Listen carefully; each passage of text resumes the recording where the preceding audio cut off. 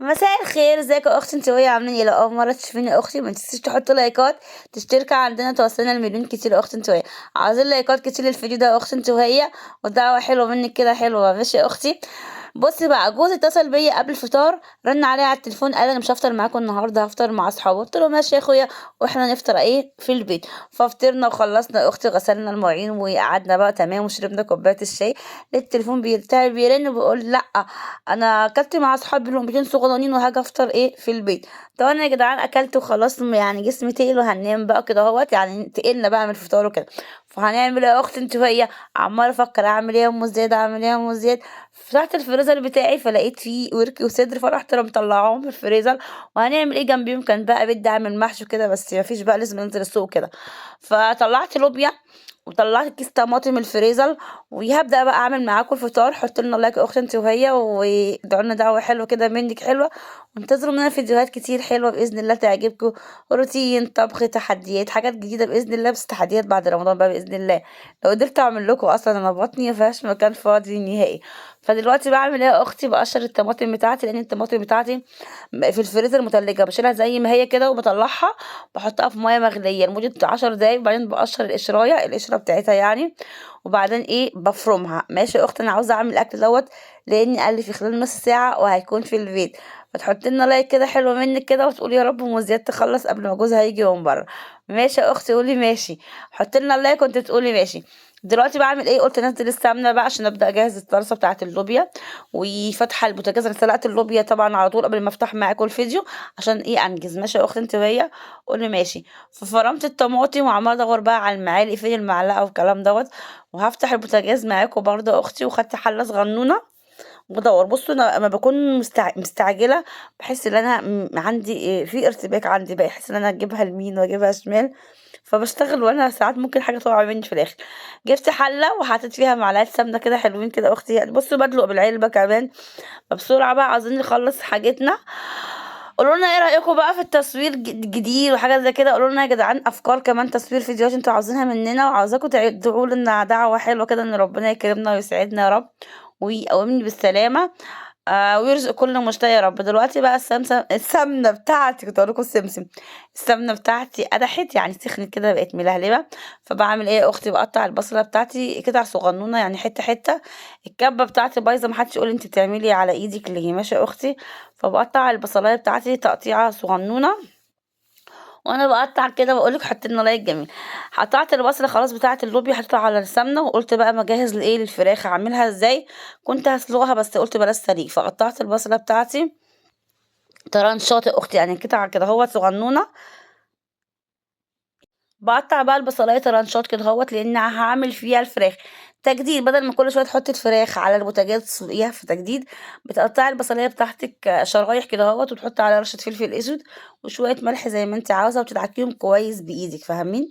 بتدّي طعم جميل جدًا، بتبقى تحفة الصراحة. وممكن تحطّي حبّهان وورق لورا، بتجددي يعني، بتدّي طعم حلو وسريعة.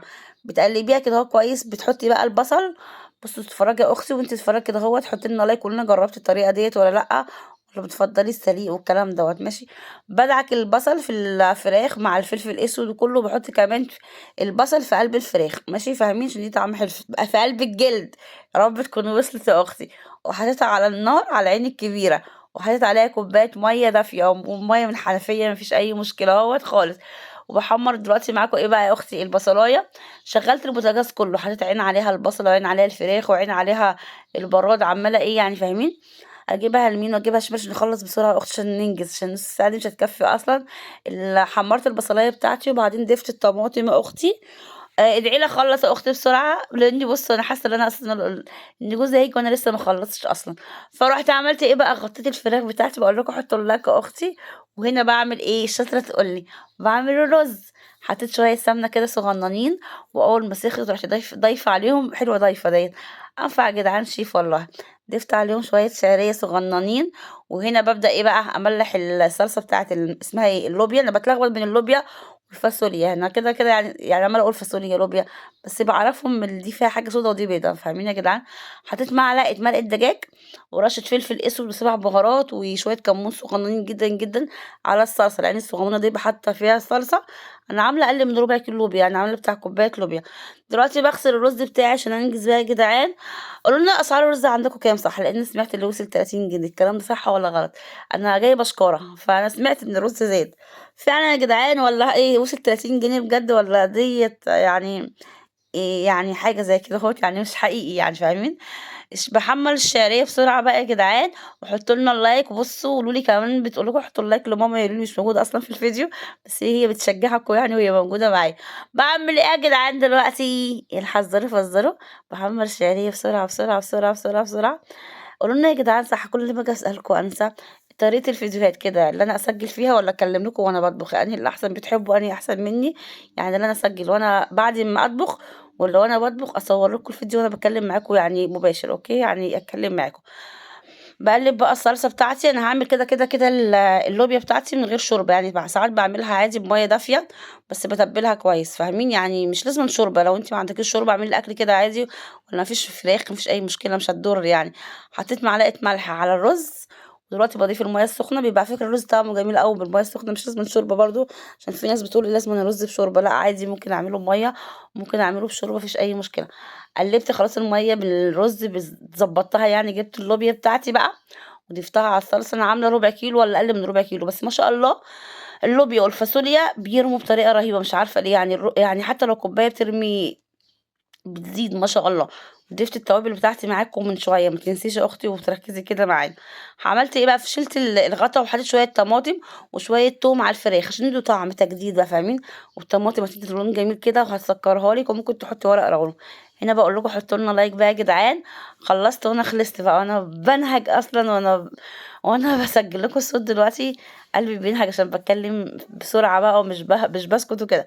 قلّبت الرز وباعمل إيه في الآخر، فتحت الفرن بتاعي، فرن مُتعب جدًا، لمّا باجي أفتحه باقعد 3 دقايق والّا ربع ساعة قبل ما أفتحه باتخنق منه. خلاص فتحت الفرن بتاعي باقول لكم بصوا الفراخ شكلها عامل إزاي، يا رب تعجبكم بإذن الله، أكنكم أنتم اللي هتاكلوها يعني، باقول لكم اتفضلوا برضه في نفس الوقت. ضفت الفراخ في الفرن وحطوا اللايك يا أختي، كل شوية نقول لكم حطوا اللايك. في الآخر عملت إيه بقى، قُلنا هناكل الأكل من غير عصير، فجبت شفشق مَيّة ساقعة جدًا متلجة، وحطيت كيس تلج بالطعم اسمه إيه، المانجا مش برتقان، باحب الاتنين سواء مانجا أو سواء برتقان، وحطيت عليهم رتل مَيّة فقط لا غير، الإزازة دي رتلين، فأنا بابُص في الإزازة أنا قُلت أحط رتل واحد بس، فاهمين يا جدعان، وحطي معلقتين سكر بس لإن أصل التلج بيبقى مسكر، ما بيبقاش دلع.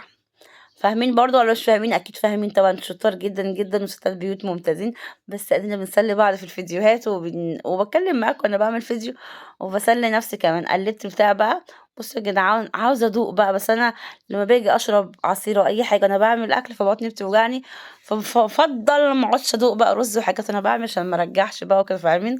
فقلبت بقى ورجّعت كل حاجة مطرحها، المقص اللي فتحت بيه وشِلت المعلقة وشِلت كل حاجة مطرحها، ودلوقتي باعمل إيه بقى، جِبت بقى عشان أبدأ أغرِف بقى الأكل بتاعي بُصّوا، بس في الآخر بعد ما خلّصت نسيت اللي أنا ما عملتش لسان عصفور، باحب أعمل لسان عصفور جنب الأكل بالذات في رمضان بقى عشان بيبقى طعم حلو بقى، بيدّيكِ إحساس إن إنِّك صايمة بقى وكده يعني، وكمان من مخلل في التلاجة نسيت أطلّعه، فناكله ساقع جنب الأكل ما فيش مشكلة يا جدعان. قولوا لنا النهارده أنتم فطرتوا إيه؟ قولوا لنا آخر خلاص كده الأيام بسيطة وهنبدأ بقى العيد، بتعملوا أكل إيه بقى، سواء أكل كده والّا أكل كده، جبتوا الكحك والّا لسه، والأسعار الكحك عندكم عاملة إيه، يعني بادئة من كام لنهاية كام وكده أهوّة. دلوقتي الفراخ بتاعتي خلصت شايفين عاملاها إزاي، كانت داخلة على دوق إيه يا جدعان، كانت داخلة على دور الحرقان، يعني كانت هتتحرق خلاص، بس الحمد لله يعني مسكتها يعني طلعتها على خير. دلوقتي خلّصت وباحط بقى الرز، وبُصّوا بازوّق الطبق يعني بالمّه كده أهوّة عشان شكله حلو، لإني يعني أنتِ منظر الأكل وأنتِ كده ما أكلتيش الأكل، كلتِ نُص الطبق وخلاص على كده أهوّة، بس مشكلة يعني مش مشكلة أي حاجة تخش بطني وخلاص. ضِفت بقى إيه، طبقين رز وقُلت أمّا أحط بقى الفراخ في الطبق ده بُصّوا وتحطي كل حاجة، البصل والتوابل فيها وعندِك قرن فلفل قطّعي على الفراخ، بتبقى طعمها حلو زي المشوية يا أختي. معلش عشان زوري منبوح شوية شكلي داخلة كده على دور برد، فطلّعت بقى الرقبة، أنا باحب رقب الفراخ جدًا، وأي حاجة عندِك حطيها في الأكياس، سواء رجول فراخ، حتة كبدة، أنا باجمّع لمّا باجي أعمل فراخ باشيل ورك من هنا على صدر من هنا، باجمّع في الآخر يعني قطعتين كده أهو. كده خلّصت بقى باقول ناقص إيه بقى يا أم زياد؟ اللوبيا، فضِفت بقى طبق لوبيا، بُصّوا شكل اللوبيا جميلة إزاي، أكنها معمولة بلحمة أو فراخ، وطعمها لذيذ جدًا، يعني ممكن تعمليها في يوم لوحدها لو ما عندكيش لحمة أو فراخ، كده اللوبيا كلها بروتين مش محتاجة لحمة أو فراخ. فضِفت بقى طبق لوبيا جميل كده أهوّة، باحب اللوبيا جدًا، وكمان الفاصوليا البيضا باحبها أوي. كده غرفت طبقين رز عشان نقعد ناكل بقى، ونسينا طبعًا الشوربة مش مشكلة، وكمان نسينا المخلل، وباضيف بقى كوبايتين عصير، اتفضلوا معانا يا جدعان. يعني فطار جميل أهو ما خدش منِّك نُص ساعة، وخلّصنا بسرعة، وباقول لكم باي باي، وحطوا لنا اللايكات، وربنا يخليكم ليّا، وباحبكم كتير يا حبايبي، وسلام عليكم، وحطوا لنا اللايك يا أختي لا تنسي اللايك والاشتراك في